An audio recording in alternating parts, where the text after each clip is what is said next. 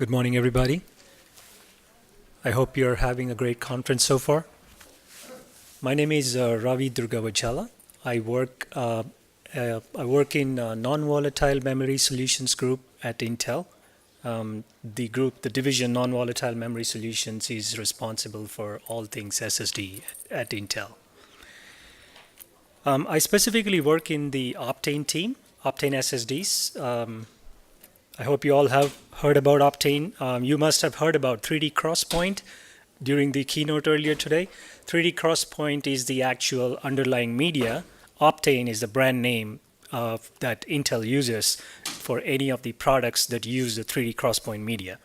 So we have DIMMs, we have SSDs, so on and so forth.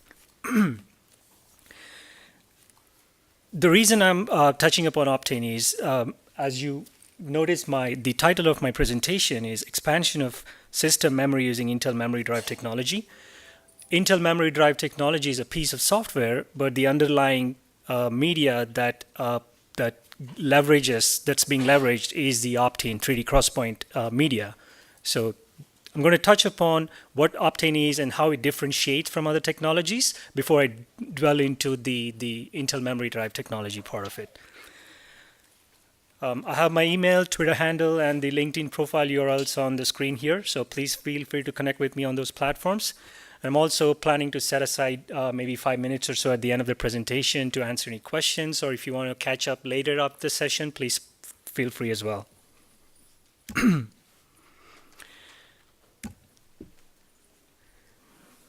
So there you go. World's most responsive data center SSD. So let me just give you a brief introduction to Optane and Intel Memory Drive Technologies, right? SSDs traditionally have been based upon NAND technology, right? So NAND-based SSDs. And NAND-based SSDs have certain features. For example, you have on the NAND SSDs, the way the media is structured is you have sectors, multiple sectors constitute pages, and multiple pages constitute blocks. So when you write to a NAND device, what happens is a NAND could be written in pages, but when it has to erase the data, it has to erase the entire block. That's the phenomenon. That's how the underlying technology works, right? Because of that, there is a phenomenon that happens called as write amplification. Because if you want to erase something in a NAND SSD, what you have to do is, if there is an existing data in those pages, right, because you're erasing the entire block, you will have to take those pages, rewrite somewhere else, the good pages that you want to keep, and then erase the entire block, and then rewrite the data. So as you can see, every write operation requires multiple operations, multiple reads, and every update requires multiple reads and writes, right? That's called as write amplification. So you're amplifying the write process.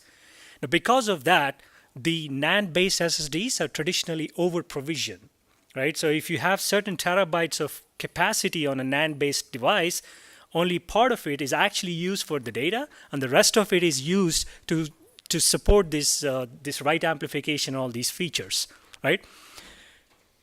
So because of this, the controller in the SSD has to do a lot of additional work, right? Because it has to determine what is the best way to efficiently manage all these blocks, right? Because at the end of the day, you want to efficiently manage all the cells. You evenly use all the cells in the die, right? Because of that, the controller is doing additional work, which is also called as wear leveling, right? And this whole phenomenon is actually happening in the background, which we call as garbage collection. Right. So these are all the phenomenon that are very, very specific to NAND technology. Optane SSD, or the 3D Crosspoint media, on the other hand, is a completely differentiated technology. It's bit addressable, right? So there is no write amplification, there is no over-provisioning of anything of that nature. And because there is no over-provisioning and write amplification, there is the SSD, the media itself is very highly endurant. In fact, if you consider NAND SSDs, typically the endurance of the device, the way you measure the endurance of a device is how many drive writes per day, right? So if you say one drive write per day means if it's a 4 terabyte SSD, when you're saying the endurance is 1 drive write per day, what that means is that you will be able to write 4 terabytes of data every day for the life cycle of the device, right? That's what it means. So NAND, when it has like endurance is like 1 drive rate per day or something, Optane is 30 drive writes per day. So it's significantly highly endurant because of the phenomenon that I mentioned that only exists are specific to NAND, which don't exist with Optane technology. I want to show you some features, right, that actually that are very specific to how the SSDs are measured in general and how Optane differentiates, right? For example, throughput. So NAND has problems with write and it gets slow towards the end, right? If you see any numbers, 99 percentile and beyond, NAND gets slower and slower, right? The consistency, right? Optane runs much more consistently than any other drive. It's a differentiated drive. If you have like one thread writing one file in a synchronous mode, right? The throughput that you get from an Optane SSD it gets multiplied because of the high throughput. It's 2.5 GB per second. But then even if you have a higher bandwidth device such as a NAND device, it still beats it at that low queue depths. What is queue depth? Queue depth it means that number of I/O requests pending at any given point of time for the controller, right? And if you consider any real-world application, like mission-critical applications, whether it is, OLTP kind of transactional databases or storage caches or log files, any of these mission-critical applications, they generally are running at very low queue depths. Typically, they range from 1 to 16. That's the range of the queue depth these OLTP kind of applications fall under, right? And those are the exact range of queue depths where Optane really shines. If your workload is more like higher queue depths, if you have more like OLAP kind of stuff, then your capacity storage for your NAND is better suited. But if you have those mission critical applications where you need a lot of very good latency, and in the case of Optane, it's actually sub 10 microsecond latency. So it's very, very low latency, high bandwidth device. And it's very good at mixed read-write workloads. So I'm going to show you some charts in a couple of minutes. But if you see in the case of mixed read-write workload, like 70-30 kind of workload, which are typical, typical workloads in the real-world applications, Optane really shines. And I'm going to show you some values that we have compared with other NAND-based SSDs. Quality of service, again, like I mentioned, the consistency with which Optane SSD delivers that low latency kind of service is consistent. And I'm going to show you again some numbers that actually show you the values when you compare with the NAND-based SSD. And I've touched upon latency. Endurance, like I said, is very highly endurant. In fact, the endurance of the Optane SSD is why this media is suited to be used on a DIMM form factor, right? We actually have Optane-based DIMMs that are going to be introduced. So it's very highly endurant device. So this is one chart where we are showing the comparison of a NAND-based SSD to an Optane SSD. And what it's showing is on the left side, it's showing the number of IOPS. And on the bottom is the queue depth. So if you see, the orange bar is the Optane. So at lower queue depths compared to NAND SSD, it's 8 times faster, right? 8 times faster at lower queue depths. And we actually wanted to show you the knee in the curve, right? Because like I said, it's that sweet spot, right? It's designed for those low queue depth applications like database, transactional database, storage caches, and so on and so forth. So that's where it really shines. Like I said, but if you have applications that are more larger queue depth, queues bound, then maybe NAND-based SSDs are better suited for those workloads. But we want to show you where it hits that knee in the curve. And as you can see, at that 16 queue depth range also, it's still 5 times faster compared to a NAND SSD. And these the SSD that we are comparing against is a little older SSD. We have an more performant SSDs now, but just want to mention that. Again, this is another good chart where it shows the predictability of service of an Optane SSD. On the bottom, what you see, the orange bar is the consistency with which Optane delivers, especially if you see on the right side of the chart, it's the quality of service at the 99th percentile. And the NAND-based SSDs, the read response is scattered all over the chart, right? as opposed to the Optane SSD, which is consistently across on the bottom of the chart. So that's the read response time for different mixed workloads. And blue one is the blue area is the read response time of NAND SSDs, and the orange bar is the response time of Optane SSD.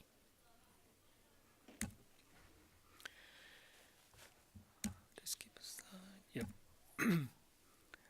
Endurance, again, like I said, 1 drive write per day compared to 30 drive writes per day. It's very highly endurant media, which is why, again, it's better. It's also suited to be on the DIMM as a DIMM form factor. Architected for endurance scaling, write-in-place technology. Like I mentioned, it's bit addressable. There is no, writing in pages, erasing on blocks. All those phenomenon is not there, which is why it's very highly endurant.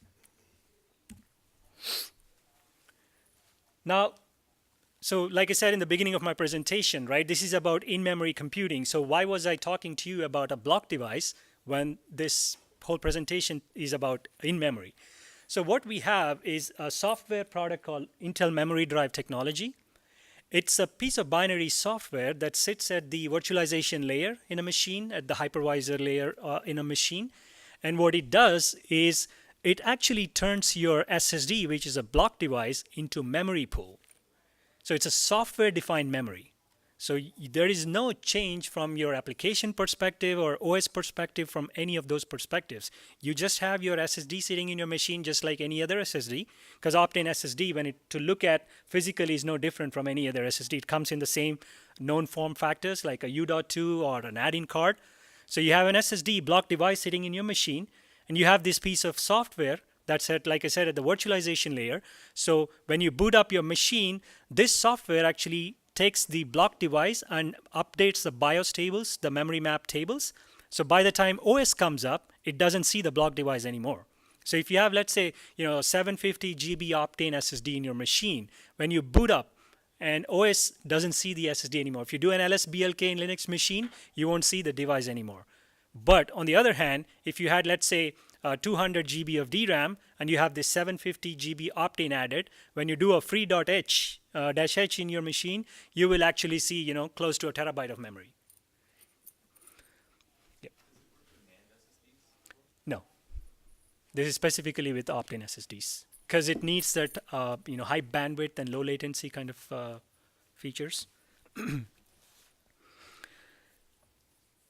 So again, it's right in place, bit addressable, right? So that's the reason why it's suited for this specific software. Now, so you can leverage the storage class memory today because Optane SSDs are already in the market, and you will be able to take Intel Memory Drive technology, install it on a machine, and you have memory pool. So you're not limited by your machine with 3 terabytes or whatever amount of memory that you can go.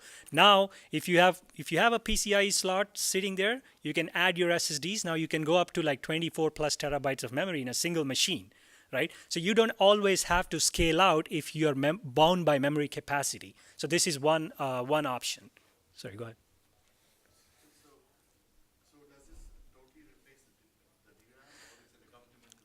It is. So it's a good question. So that's where I was going to get to, right? So the way this technology works is it actually uses a certain amount of DRAM as cache, right? So it's not like you can completely replace DRAM in your machine. So we actually have a configuration guide where actually we show you the amount of DRAM required for the amount of memory that you want to leverage from these Optane SSDs, right? So there is a certain ratio, and a general ratio is 1:8. Correct.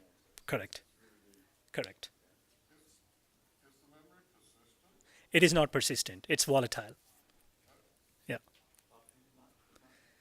So I think you guys maybe heard about Optane on the DIMM form factor, which is a persistent memory. Maybe that's where this confusion is coming from. But this is different. This is software-defined memory. The memory is still volatile. It's not persistent, even though SSD is taking, but the way this is using DRAM as cache, like I said, right? So it's still volatile memory. We do have another product which is basically Optane 3D Crosspoint Media on a DIMM form factor, which is persistent memory, which has a feature for persistent memory. So DCP4800X is SSD. It's a block device. No, it's not. So it's an SSD in the sense it's persistent. It's a block device, it's persistent. But when you use with IMDT as a memory, it is not. So if you take the SSD and put it in your machine, yes, it's persistent. But when you use it as a memory with Intel memory drive technology, it's a volatile memory. So it's modal, I guess. You're saying that you can put it in a mode where it does not. Exactly, yes. You can continue to use an SSD, or you turn on this software and use it as memory. Yeah.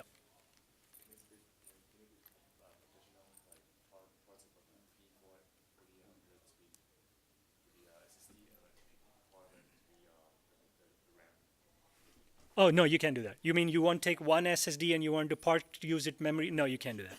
No. Yeah. So you can, let's say you have multiple SSDs, and you can say, let's say you have two Optane SSDs. You can choose to use one SSD as memory and one as your block device, but you can't use the same device both as memory and. If you did that, how long would it take you to move the persistent memory into the non-persistent? So there is no persistent memory. So it's just like DRAM. Yeah. If you used the IMDT and an Optane drive that's persistent, Okay. how long would it take you to read it into memory? So the software, what it is doing is, this is how it works. It's an intelligent piece of software. What it does is, at the fundamental level, it tries its machine learning software. So it tries to do pattern recognition. So if you're running some workload, let's say you're running a SQL query, right? SQL queries, when you're selecting something from a table, the data types are defined, right? So the software has intelligence built into it that when next time when it sees the routine being run, it can go fetch the data ahead of time. So it tries to do the pattern recognition ahead of time, bring the data over from SSD into and put it in DRAM as a cache. So for your application, it may look like it's coming from the memory, but because of the work that the SSD, the software IMDT has done ahead of time, the data was actually moved from the SSD into DRAM. Now, if the workload is such that it's very random in nature, right? Then you cannot have this, it's not very easy to recognize any patterns, right? In those cases, you may see that the performance of IMDT is lower, which will always be lower, right? Block device, which is sitting on a PCIe bus, is always lower than your DIMMs, right? But if you have workloads, certain workloads that you're bound by memory capacity, right? And you have, it's consistent, either two cases, right? Either the workload is very sequential kind of in nature, where it's very well suited for pattern recognition. You will see that the performance of IMDT is very close to DRAM, could be about 10% or even less compared to DRAM, right? Even in cases when the workload is not, it's very random in nature, it could still work in some cases. And the way it would work is if the workload is highly parallelized, because the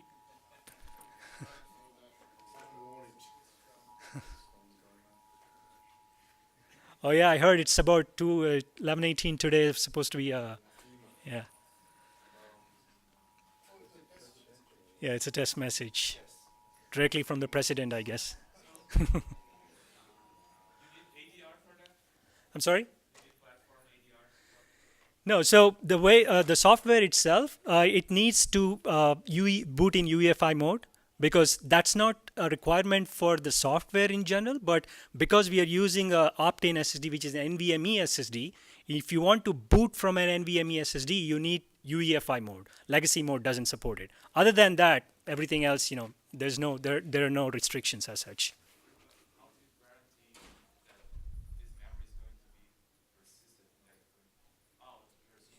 Yeah, it's volatile. Yeah, it's not persistent. It's volatile.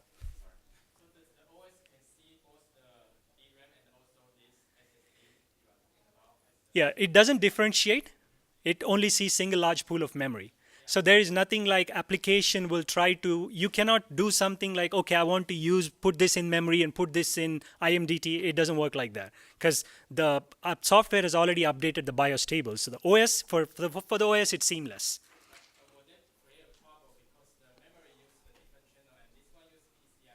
Correct. Exactly. create a speed asymmetry, and does any software to do the balance, or it doesn't require any software to do the balance? So we're not trying to do the balance because, like I said, we know that the device is on the PCIe bus, which is slower than DRAM. So obviously, your workload performance will be slower than DRAM. It cannot be faster or even almost as close as DRAM. In some workloads, we did see that the performance can get very close to DRAM-like performance, but then it depends upon the kind of workload that you're running. So if it's very, very sequential in nature, very good for pattern recognition, you will see that IMDT performs very well. And in the upcoming slides, I'm going to show you the TCO, right? That's what it is. The cost for performance is what we are targeting. We are not saying that you can use this software and you don't need DRAM anymore. That's not what we are saying. What we are saying is there are certain cases where you may need a large capacities of memory. You're not necessarily bound by very low latency transactions kind of stuff. You're okay with having a little bit of performance because your main requirement is capacity, terabytes of memory. And you don't want to scale out just because you want to get more memory, right? That's one of the use cases. You won't be able to manage anything. Like I said, there is no difference from the OS perspective between DRAM and this. Do a fast memory allocation versus a slow memory allocation. No, no. Maybe in the future.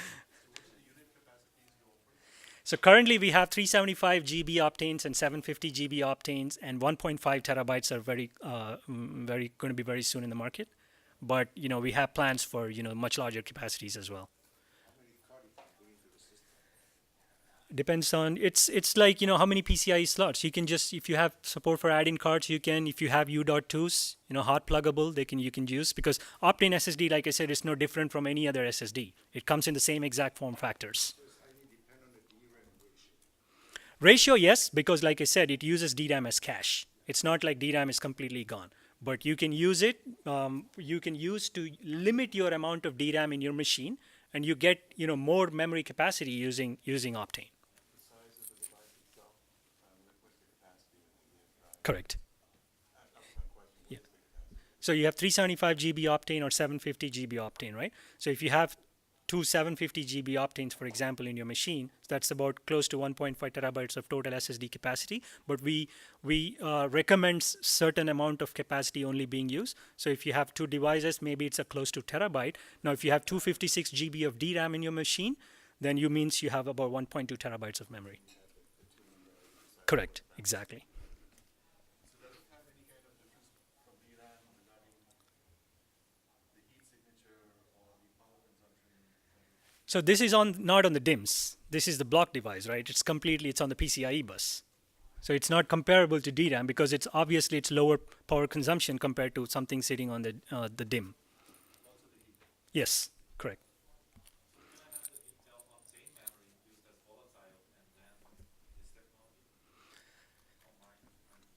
So Intel memory drive technology, that's the software. So you will use Optane. Yeah. Correct. So 3D Crosspoint is the media that's in the SSD, right? 3D Crosspoint is the media, actual media. Could I have the DC persistent memory? Oh, you're talking about Apache Pass, you mean? Yeah, Apache Pass. Correct. Absolutely, yeah. Because Apache Pass, basically it's DIMM. It's sitting on the DIMMs. This is using SSDs as memory. Correct. Correct. Yeah. The performance, you mean? Yeah. Yeah, we don't have that. DRAM plus this SSD. Correct. I have DRAM, Apache Pass, and this memory. Yeah. No, I understand your question. So we don't have I think I'm not the authority to speak on Apache Pass, but essentially I don't see any conflict there. But once Apache Pass is there in the market, you will see all the comparison, all the configuration guides on how it fits compared to this and stuff like that. In the UFI part, you may have some. Correct. Maybe you're right. Yeah. So I just want to show you a couple of usage models how you can use IMDT. Right? You can expand your memory capacity by having all these by having Intel memory drive technology. That's one usage model. The other usage model is for capex expenditures. You can replace your DRAM. Like I said, if your workload is more like analytical bound, you're more capacity bound rather than bandwidth bound, then those are the good use cases where you can replace your larger DRAM capacities and use some part of it, replace it with IMDT and get cost benefits. And how much would be the cost benefit is something that I'm going to be touching upon in a few slides from now. So that's Intel memory drive technology. Let me think if I forgot anything. So again, like I said, it's an intelligent software. It's trying to do pattern recognition. One of the things that I was mentioning earlier is if your workload is very random in nature and it's not very good for predicting, doing pattern recognition, IMDT can still work in the sense that what IMDT does is it works very closely with CPU. So if your workload is highly parallelized, what happens is in a highly parallelized workload, what matters is what the time it took for the entire workload, right? You don't care what time it took for the individual stages in your parallelized workload. So what IMDT can do is it can work closely with CPU and say, okay, for your first task is asking for this data. While I go and fetch the data from the SSD, continue to the next task. So it works closely with the CPU. So even in those cases, it may benefit, right? So there are certain cases, and we have done testing with a lot of use cases, and we have some solutions that we have demonstrated. And one of the solution is what I'm going to be talking next, right? So this thing does it at the back end use SRVIO kind of core to memory interface? Yeah, so it doesn't currently. So I think the SRVIO is something in the works. Yeah. So what I wanted to do was I wanted to optimize the performance of Apache Spark application, right, using Intel memory drive technology. I said in typical Spark deployments, you have certain amount of capacity that you get with your cluster. And if you have large data sets that you want to run, you may have to expand your memory. Now, what if I work within a fixed budget, which is the case with most of the enterprises, right? Instead of trying to expand my memory capacity with DRAM, is there any other cost-effective option that I could use, which is what I wanted to do, right? I've made some assumptions that I've extrapolated the overall infrastructure in my lab. What I said was, okay, what is the typical Spark deployment? I took a smaller scale factor of that, set it up. It's a 4-node cluster that I set up in the lab, and I did this benchmarking. So before I get to the benchmark details, I want to show you what is the workload that I took. It's k-means. And the reason I took that is k-means is a very common workload in typical customer segmentation and fraud analytics kind of areas where you have to do classification, right? K-means is a classification or clustering algorithm. So what it does is if you want, okay, I want this entire data set, analyze it, and put it in certain number of groups. Right? So the K indicates how many groups you want to classify your data under. So it's an iterative process. It calculates the means from the distance from each of those and then recalculates it and adjusts. And once all the means have converged, that means the algorithm is finished and that's the end result. Right? So it's a very iterative process. It's large memory capacity driven, especially in a Spark deployment. So I took this 4-node cluster. This is the hardware and software configuration. I have 72 cores on each of the machines. I'm using 1 management node and 3 worker nodes for Spark. And threads per core, 2-socket machine. I have about 192 GB of DRAM, standard DRAM capacity on each of those 4 machines. For storage, I'm using the Intel DCP4500 SSDs, the NAND-based SSDs for capacity storage to store the HDFS data, input data set. And I'm also using the 375 GB Optane SSD for using it as for IMDT. But when I ran the workload with DRAM only, I actually used it for Spark spill. As you know, right, if the data set doesn't fit into memory, Spark starts shuffling back, between memory and disk, right? So I used fast Optane SSD as Spark spill in that first use case. I'm going to show you the more details. And actually, I'm going to walk you through the entire benchmark stage by stage. And on the right side of the screen, you will see the CPU utilization, memory utilization for each of the benchmarks that I'm running. So this is the couple of slides here just to show you how it works. And I haven't made any changes other than what I'm showing you here, right? So what I did was I have 192 GB of memory in each of my worker nodes, 3 worker nodes. So I said, okay, let me take a data set scale factor that fits into memory first, right? Don't start with a larger data set. Start with a smaller data set that fits entirely into memory and see how long it runs, right? So I took a 1.2 billion sample k-means workload, ran it in Apache Spark, and it took about 5.3 minutes to run that entire workload, right? And you can see on the right side, top is the CPU utilization, and the bottom chart is the memory utilization. I want to make sure that all the memory is being used, because the whole point of having IMDT is to use the memory, right? So I want to make sure that the workload is sufficiently using all the memory available to it, right? Then what I did was I added IMDT now. So I enabled IMDT. So I have two 375 GB Optanes on on each of my worker nodes, which means that now I have about 700 GB of memory pool. 192 GB of DRAM plus my two Optane devices together gave me about 685 GB of memory pool on each of my worker nodes. But I ran the same exact workload just to make sure that just by adding IMDT, nothing changed, right? So I ran the same exact workload again. And as you can see, not much difference if you see the CPU utilization between the previous one and the next one. And also the memory, you can see the memory utilization, right? So we have much larger memory capacity now, but we're not using it because we ran a smaller data set, right? Sure. If in the first case your swap space essentially is an SSD and not regular. Well, it's not even swapping because it fits entirely into memory. Yeah, but I'm saying in the comparison where you are doing a conventional system, and the conventional system essentially has an SSD for swap space, then what would be the comparison? Right. So I'll get to that. So right now in the first case that I showed you, it's not using it's not doing any spill at all because entire data sets is fitting entirely into memory. Yeah. One thing about Apache Spark is you can configure a lot of parameters to get better runtime from it.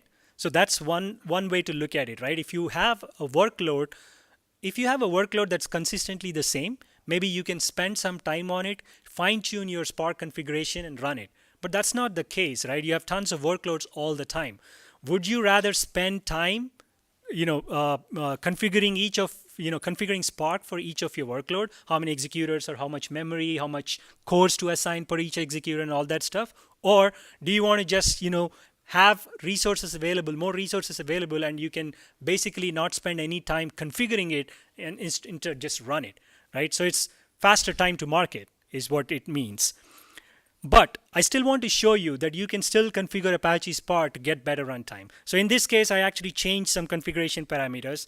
I changed the number of executors. I assign more number of cores per executor because there are certain stages in this workload that are more CPU bound. So those stages may run faster and the whole process may accelerate a little bit. So which is what happened, right? Now it ran in 4.8 minutes. And I continued to fine tune it. I was able to get a best runtime performance of 4.4 minutes by further fine tuning my Spark configuration, right? Then what I did is, okay, now let's take a bigger workload, which doesn't fit in the memory capacity available is not good enough. So then let's run that workload, which is this case. Basically, I have a 2 billion sample workload. Now the data set is much larger. It doesn't fit into memory. So Spark starts shuffling between the disk and memory. So the disk that it's shuffling to is an Optane SSD in this case. So I use the block device, Optane SSD, as a shuffle. So in your yarn, local directories parameter is what I've mentioned this device for. So now it took much longer time than you would think because obviously, it's shuffling back and forth between memory and disk. So it took 66 minutes. And if you see the CPU utilization, CPUs are not completely utilized, right? There's still some scope. They're not heavily utilized. So what I did was now I added IMDT. I ran the same exact workload. Now, obviously, your cost of your infrastructure is increased because now you have added two Optane SSDs with IMDT to your infrastructure. But the performance I got is 13 minutes, right? So as you can see, I was able to run more number of executors and assign more memory per executor because I have much larger memory pool available to me now, right? So what I want to show you is the cost of the numbers behind the numbers behind this run, right? What we are saying is you have certain infrastructure that you started with, your baseline, and you ran a workload that's big enough that doesn't fit into that memory available, and you got a 66 minutes of runtime. Now you added little bit of more memory pool, but not as expensive as DRAM. With IMDT plus Optane, you are able to add 20% to your overall infrastructure cost. And these are actually actual dollar values as of May 31st or May 27th, I believe. These are actual quotes from Colfax International. So I've calculated the actual infrastructure cost, hardware cost, right? So that blue section that you see on the right bar is the cost that I've added because of adding IMDT. So with 20% cost, the runtime performance, the runtime benefit I got is 5.1. So that's cost per performance. Now, what if you add more DRAM instead of IMDT? Yes, you would definitely get more better runtime, because obviously DRAM is much faster than a PCIe based SSD. But then what would be the cost? Right? So the cost per performance is what I'm specifically targeting for. What I also noticed is that the CPUs are underutilized in this particular case. So if you have workloads that are underutilized CPUs, why have so many worker nodes? You may be able to reduce their data center footprint. So that's one aspect I wanted to try as well. So what I did was I actually removed a data node from my cluster. So if you see, I only have 2 data nodes now. So that's why the number of executors I ran decreased. Now it ran in 19 minutes. Now if you put that into dollar value again, think about it. The overall infrastructure cost was this before. When we added IMDT, it costed us this. We kept the same number of nodes, and we got a 5.1 times performance benefit. Now what we did is, even though we have larger memory pool, we are able to bring the cost of our infrastructure down because we actually reduced our data center footprint by removing a data node from the cluster, right? Now, if you talk about it, 20% cost reduction compared to baseline gave me 71% performance.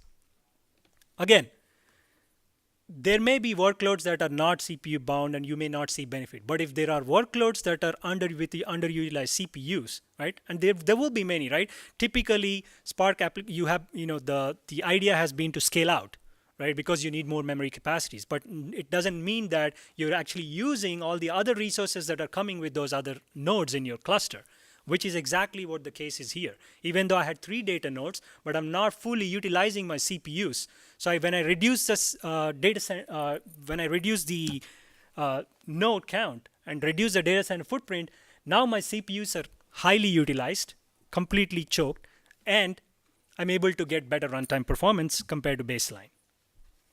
So if you want to look at the cost perspective of what it would cost you for DRAM, I did not run this workload on whole DRAM, right? Like 700 plus GB of DRAM on every node. I didn't do that. But essentially, if you were to do that, you will get better performance. There's no doubt about it compared to what IMDT had. But the cost is what matters, right? So if you're driven by memory capacity, you need terabytes of memory for your workloads, and you are operating within certain fixed budget limitations, this is a very good option that you should be looking at. That's what I'm targeting. So the cost actually as of May 27th is 46%, about 46% higher if you want to have that kind of memory capacity only using DRAM in your cluster, on your 3-node cluster. Is this VM compatible? I'm sorry? Is this VM compatible? In the sense, if I have VMs starting off on that CPU, will they also be able to use this memory? So with IMDT, you mean? So I think I did not test it myself with VM, but I can certainly, maybe we can touch base afterwards, and I can certainly put you in touch with somebody who could probably answer that better for you. So just to summarize, right? So you will be able to reduce your manual optimization time that you would spend on configuring your Apache Spark and other applications. And for workloads with underutilized CPUs, if you can better use them, you can actually leverage your resources better and use those dollars for something else. Maybe buy more higher count processors, right? If you're bound by CPUs, rather than scaling out, get better CPUs for your machines, scale down, and get more memory capacity with that dollar value, and you get better runtime performance, right, for your workloads. Just a customer testimonial. We have deployed IMDT with MTS, which is a large telecommunications company based in Russia, partnering with Huawei as their OEM partner. And for more information about Optane, or you want to learn more about IMDT, some of the links there for you. And I also have a small technical brief published comparing IMDT performance on a Terasort micro benchmark, which is also there in the paper. That's the third link that you see on the screen. That brings us to the end of my presentation. I hope this has been an informative session. Please feel free to reach out to me with any questions, or you want to catch up later, feel free as well. Thank you very much.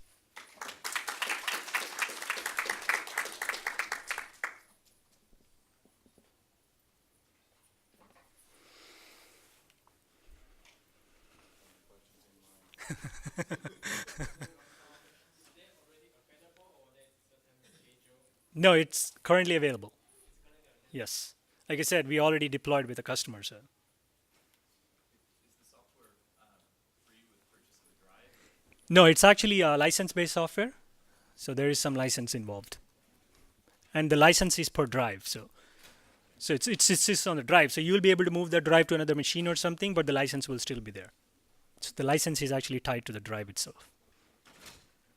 Here's a sort of silly question, but suppose you had a hard drive, a typical hard drive, right? Mhm. The SSDs. Then what would be the time?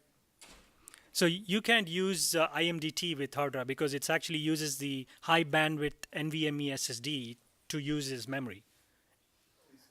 Correct. It's on the PCIe bus, right? Yeah. So does the system BIOS or IBM need to really customize System BIOS. So so when I do this, right, when I run the workload, I go into the BIOS settings, change it to UEFI mode, make sure virtualization is enabled, and that's pretty much it.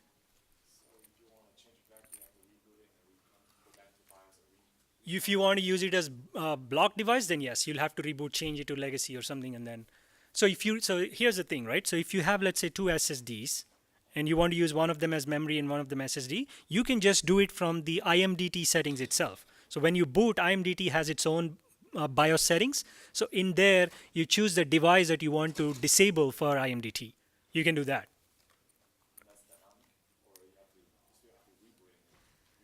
If you want to change it, yes, you'll have to reboot it, yes. But when you start, you can say, okay, I have 4 SSDs. I want to use 2 of them for IMDT. I want to use 2 of them for SD. You set it up when you boot it, and that's pretty much it.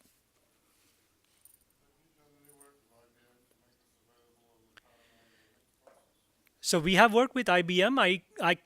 I'm not sure if they're available on the Power 9 machines, but we did work with IBM. They actually have IMDT offered on their Bluemix or something, right? The Bluemix cloud service. Yeah.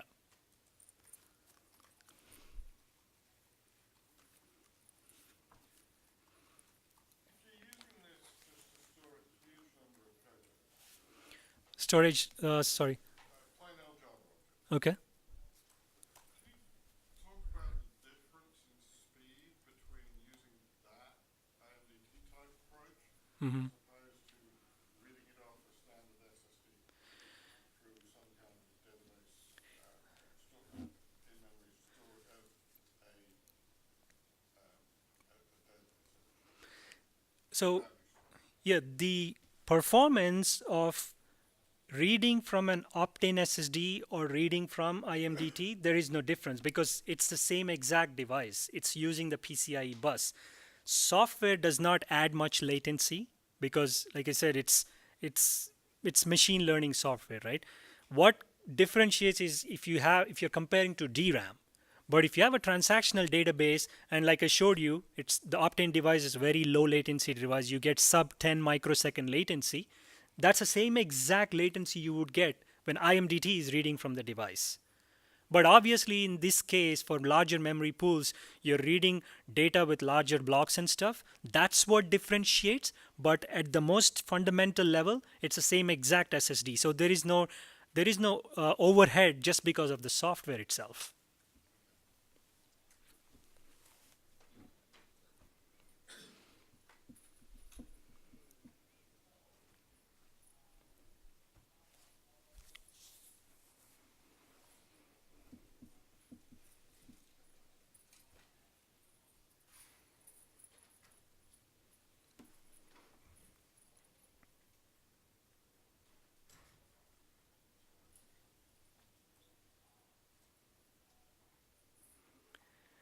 Yeah, I think one of the confusing things that typically here is, like I said, somebody was mentioning about Apache Pass, which is the Optane media on a DIMM form factor, which also Intel has. That's the newer product that's coming up. So that is different compared to this. So the Optane media on DIMM form factor has different features. You can use it as volatile memory and you can use it as persistent memory. This one, software defined memory, this is volatile. This is not persistent. So that's the difference. Modal as well, in terms of whether it can be accessed directly versus being paged in, I guess. So Yeah, so it has, I think it has those features. To be able to use it as persistent memory, you will have to fine tune an application. There are some application changes that you have to make because persistent memory is completely different. So your application has to support it. Yeah, correct. Exactly. Yeah.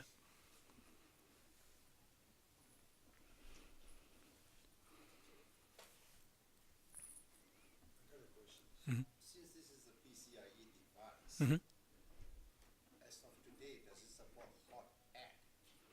Yeah. So that you can reconfigure itself without rebooting the system. So so the Using U.2 device. U.2, yeah, if you have hot pluggable, it is hot pluggable. But then if you're using it as memory, Yeah, use it as a memory. Does it support the hot add memory? so Top of the lane, as of today,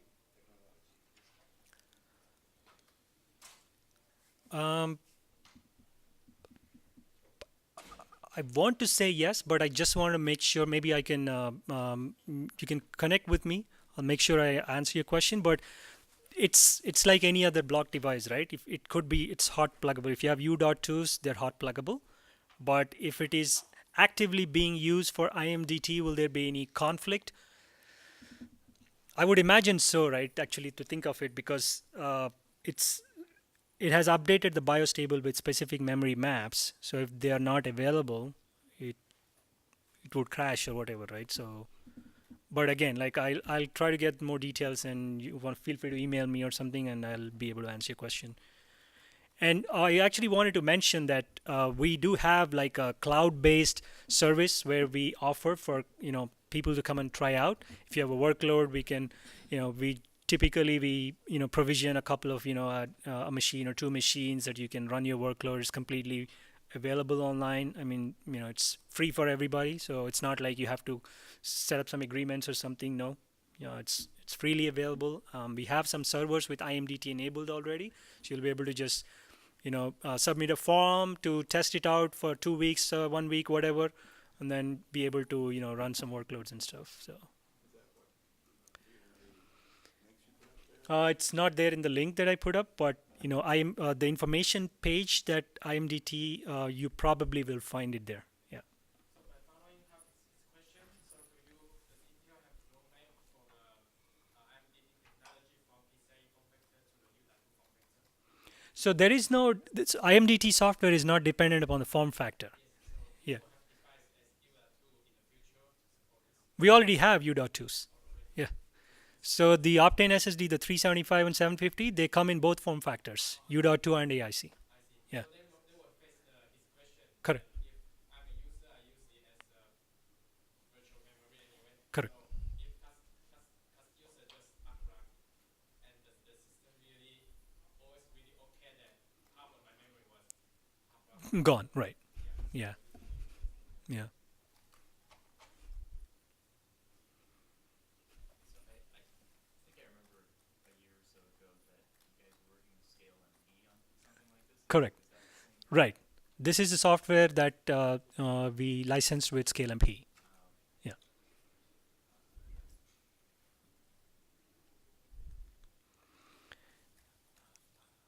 And there have been a lot of revisions that we have tested. Like I said, big data. We have a lot of solutions that we have demonstrated in the high performance computing space, as well as database transactional cloud space also.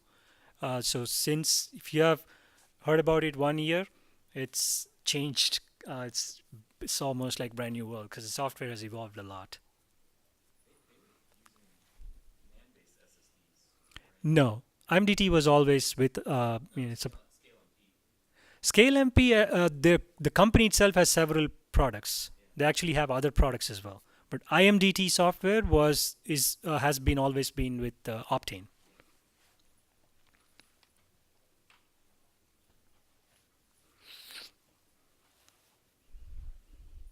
All right. Thank you very much, guys. Have a good one.